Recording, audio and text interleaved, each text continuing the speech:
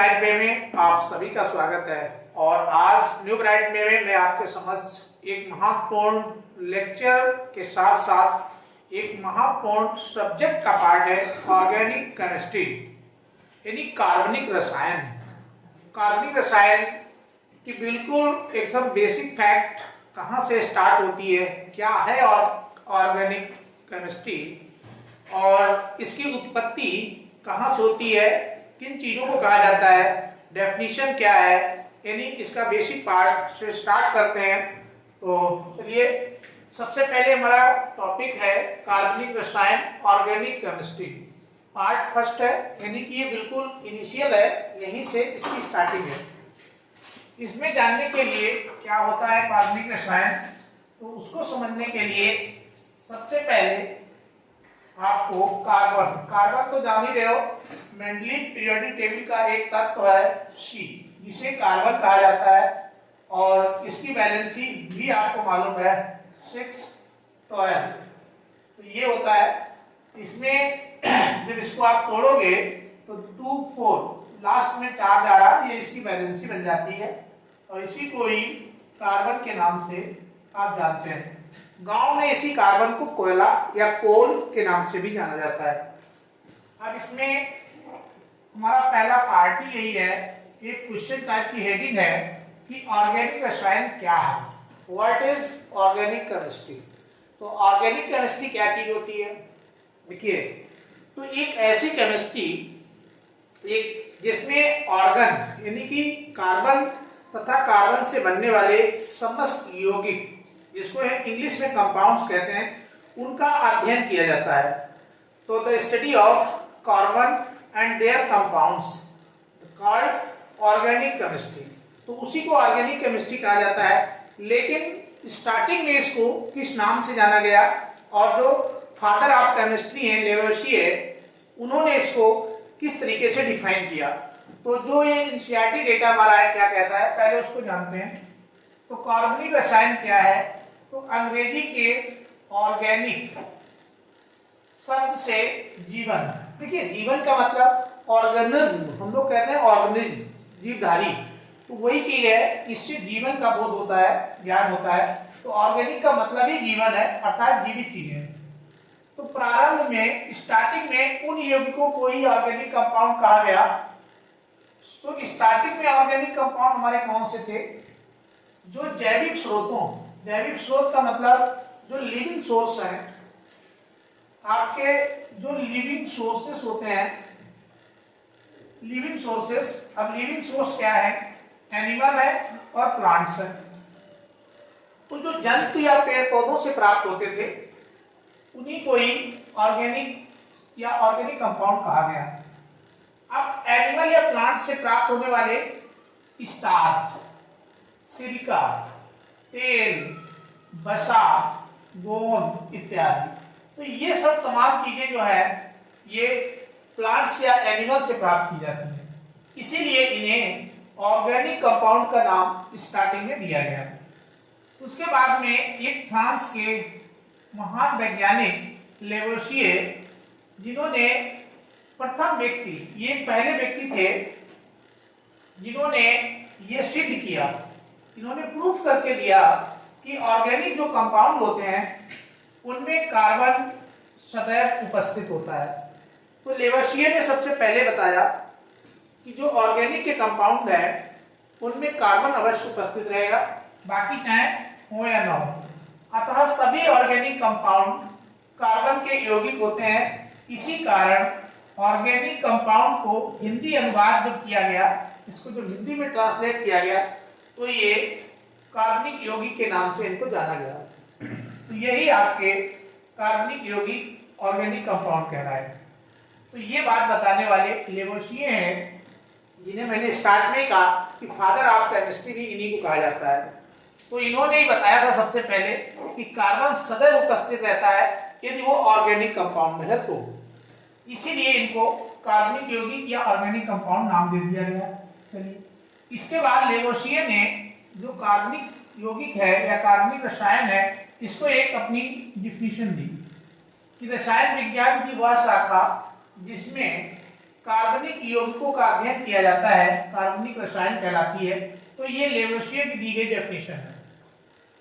इसमें कुछ ज्यादा महत्वपूर्ण पार्ट है बेसिक वाले, तो वो है कुछ कार्बनिक यौगिकों का अध्ययन। ध्यान रखिएगा, अब ऐसा नहीं है कि सभी कार्बनिक यौगिक जिसमें कार्बन पाया जाता है उसका स्थिति जो है हम ऑर्गेनिक केमिस्ट्री में ही करते हैं, ऐसा नहीं है। जिसमें इनऑर्गेनिक केमिस्ट्री भी जिसमें कार्बन नहीं है उसको हम लोग इनऑर्गेनिक कहते हैं, उसमें भी कुछ कार्बनिक यौगिकों का अध्ययन किया जाता है। तो अकार्बनिक रसायन इनऑर्गेनिक केमिस्ट्री में भी किया जाता है। कौन कौन से?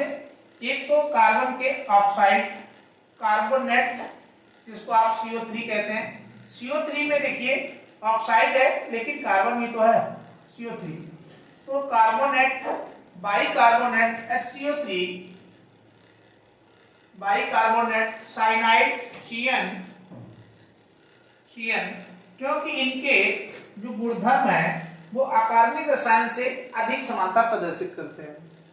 तो इनके ज्यादा समानता प्रदर्शित करते हैं इनऑर्गेनिक से, इसलिए इनको ऑर्गेनिक में ना अध्ययन करके इनऑर्गेनिक में ही इनका अध्ययन किया जाता है।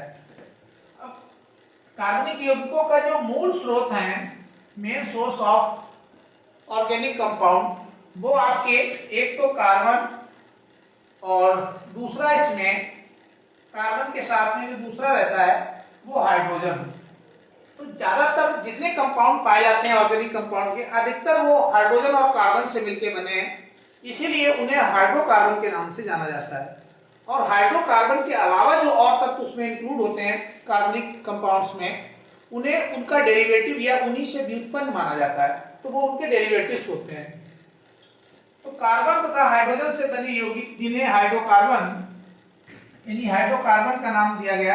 अन्य सभी जो बाकी जो बच जाते हैं कार्बनिक यौगिक, उन्हें हाइड्रोकार्बन के व्युत्पन्न, हिंदी में व्युत्पन्न और इंग्लिश में डेरिवेटिव कहते हैं।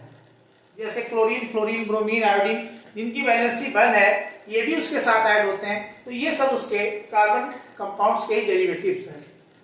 तो इस तरीके से यहाँ पे ये इसका बिल्कुल बेसिक डेफिनेशन या आप हिस्ट्री ऑफ ऑर्गेनिक केमिस्ट्री को कह सकते हैं, या हिस्ट्री ऑफ ऑर्गेनिक कंपाउंड। चलिए अब आपको आगे नेक्स्ट पार्ट इसका जो है आगे थोड़ा बढ़ते हैं और इनके गुणों की बात करते हैं। चलिए अब इसमें आगे हम लोग ये समझते हैं कि कार्बनिक यौगिकों, जो भी कार्बन के यौगिक हैं, इनकी प्रमुख विशेषताएं क्या होती हैं।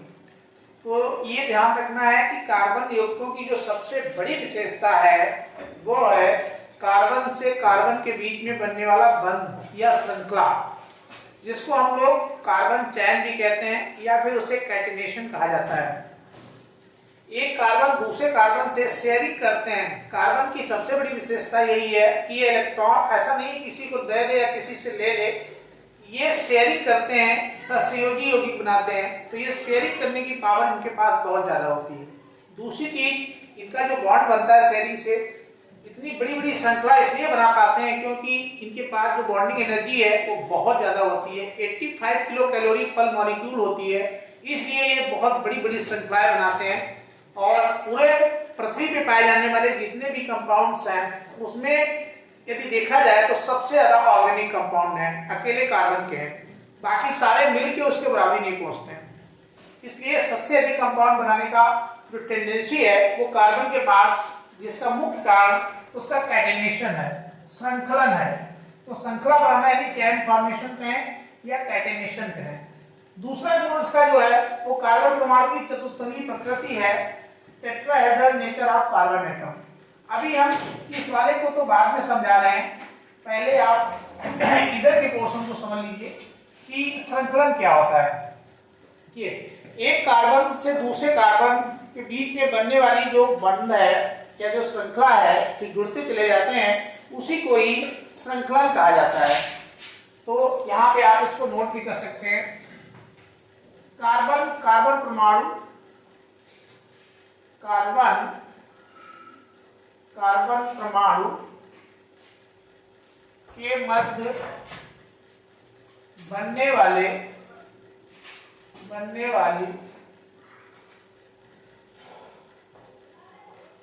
श्रृंखला यानी चैन को श्रृंखला बोल सकते हैं, को श्रृंखलन कहते हैं, श्रृंखलन कहते हैं। तो कार्बन से कार्बन के मध्य बनने वाली चेन है उसी को श्रृंखलन कहा जाता है। और ये दो टाइप की होती है, एक खुली श्रृंखला ओपन चेन और एक होती है बंद श्रृंखला क्लोज चेन। तो ये दोनों टाइप की श्रृंखलाएं बनाते हैं, ओपन और क्लोज। इसमें जो खुली श्रृंखला होती है इनकी संख्या कई हजारों है, मतलब एक शरीर में कई हजारों कार्बन एटम मिलकर के बड़ी बड़ी श्रृंखलाएं बनाते हैं, हजारों से ज्यादा संख्या उसमें रहती है। तो ओपन चेन भी दो टाइप की है, एक सीधी श्रृंखला स्ट्रेट चेन और दूसरी ब्रांच श्रृंखला जो है शाखित चेन। अब स्ट्रेट चेन में देखिए जैसे ये कार्बन आया, अब इस कार्बन ने क्या किया, ये कार्बन 4 से जुड़ता है तो 3 तो ये इधर हो गए, फिर अगला इससे जुड़ गया, फिर ये वाला आगे फिर से कार्बन से जुड़ गया, ऐसे इस टाइप से। तो ये सीधे एक बनाता चला जाता है। इसमें आप देख पा रहे होंगे ये सीधी चेन, एक सीधी चेन बन रही है। यहाँ पे बाकी अन्य एलिमेंट्स जिनकी संयोजकता एक है वो इसमें अटैच हो जाएंगे। तो ये सीधी श्रृंखला है। शाखित श्रृंखला में क्या होता है, एक कार्बन आया, दूसरा कार्बन, तीसरा, अब उसके बाद हो सकता है यहाँ से दूसरा कार्बन यहाँ पे, फिर ऐसे, तो एक श्रृंखला बना लेते हैं। हो सकता है यहाँ पे दूसरी श्रृंखला चालू हो जाए। तो इस टाइप की जो सीरीज है, ये श्रृंखला देखिए जा ही रही थी, इसमें से दूसरी एक और ब्रांच निकल आई, तो ये शाखित श्रृंखला का एग्जांपल है, ये शाखा निकल आई इसमें, जबकि ये सीधे स्ट्रेट चेन जा रही है, तो इसे सीधी श्रृंखला कहते हैं। सीधी जो श्रृंखलाएं हैं यहाँ पे नोट कर लीजिए, सबसे ज्यादा सीधी श्रृंखलाओं में 1000 से अधिक कार्बन तत्व आपस में जुड़ सकते हैं। तो 1000 से ज्यादा एक ऐसे लाइन में जुड़ जाते हैं, और उसकी वजह यह है कि कार्बन से कार्बन के बीच में, यहाँ पे नोट कर दें, कार्बन से कार्बन के मध्य जो बंध बनता है उसकी ऊर्जा बहुत ज्यादा होती है। तो जो बंध ऊर्जा है, बंध एनर्जी, जिसको बाइंडिंग एनर्जी कहते हैं, बाइंडिंग एनर्जी, वो आपकी 85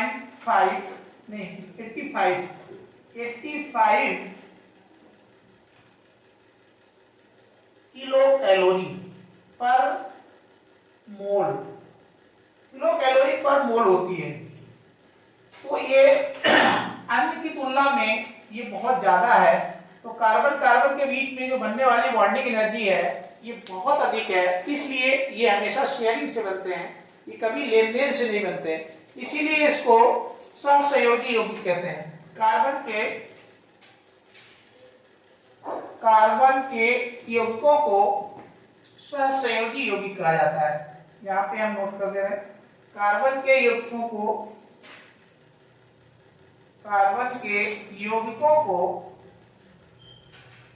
सहसंयोजी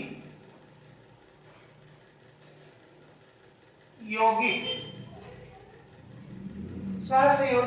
कहते हैं। तो इसीलिए इनको ये कोऑर्डिनेट कंपाउंड्स में आते हैं, अर्थात ये शेयरिंग से तैयार होते हैं। अब इसका जो दूसरा गुण है वो देखिए, दूसरे में कार्बन कार्बन की खुली प्रकृति, जो टेट्राहेड्रल नेचर है इसका, कार्बन एटम का जो टेट्राहेड्रल नेचर है, ये 1274 ईस्वी में एक वैज्ञानिक थे ली वेल, तो दूसरे थे बॉन्ड ऑफ। इन्होंने एक अपना सिद्धांत दिया था और बताया था इन्होंने कि कार्बन परमाणु की जो संयोजकता है वो 4 होती है। अर्थात यहाँ पे आपको ये इंफॉर्मेशन मिलती है कि कार्बन की वैलेंसी बताने वाले पहले साइंटिस्ट आपके ली वेल और बार्टहॉफ हैं, जिन्होंने 1274 में ये बता दिया था कि इसकी संयोजकता 4 है। उदाहरण के तौर पे आप, और वो भी टेट्राहेड्रल है।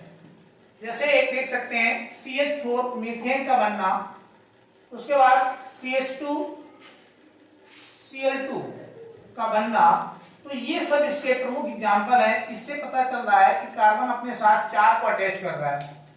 अब इसमें एक सबसे इंटरेस्टिंग चीज ये होती है कि जो जैसे यहाँ पे इसको बनाया जाएगी, एक कार्बन दूसरा कार्बन, ये हमने ले लिया और इसके साथ में H कितने हैं, 2 है, तो इसमें एक कार्बन है, इसमें 2 H है, तो इनको 2 H को आप ऐसे लगा दिया, मान लो ये, तो एक यहाँ लग गया और एक यहाँ पे लग गया, और इसमें 2 Cl है, तो एक यहाँ लगा दीजिए, एक यहाँ लगा दीजिए, Cl की वैलेंसी 1 होती है तो ये लग जाएगा ऐसे। एक ये तत्व निर्मित हुआ। दूसरा इसी के साथ में एक तत्व और बनाना है आपको कंपाउंड, दूसरा कंपाउंड आप C तो बीच में रहेगा ही, अब आप एक Cl इधर एक Cl इधर कर दीजिए और उसके बाद हाइड्रोजन ऊपर नीचे कर लीजिए।